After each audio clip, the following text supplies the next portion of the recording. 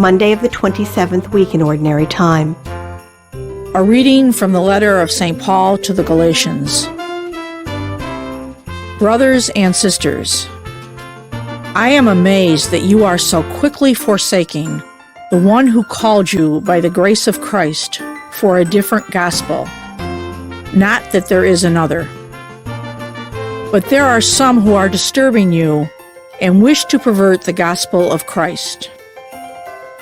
But even if we, or an angel from heaven, should preach to you a gospel other than the one that we preach to you, let that one be accursed.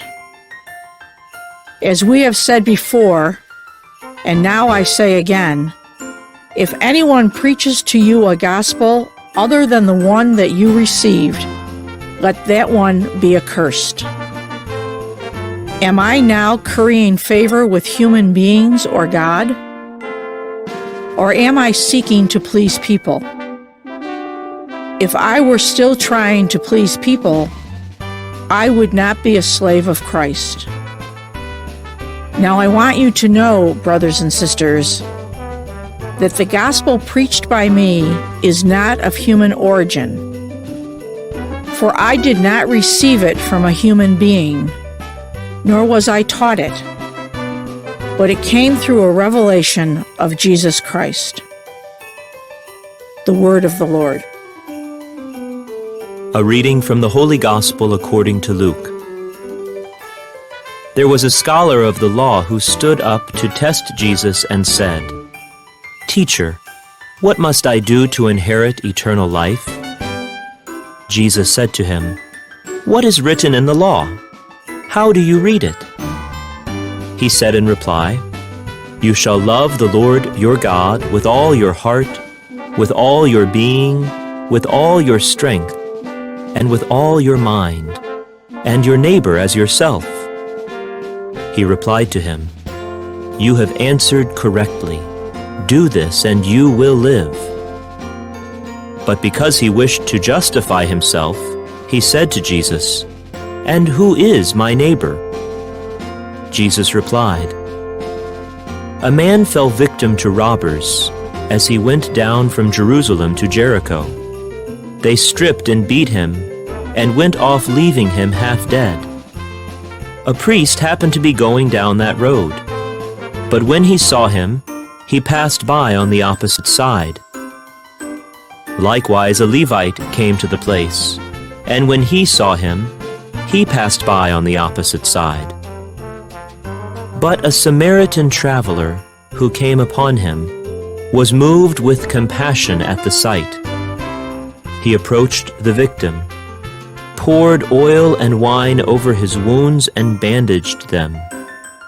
Then he lifted him up on his own animal, took him to an inn, and cared for him.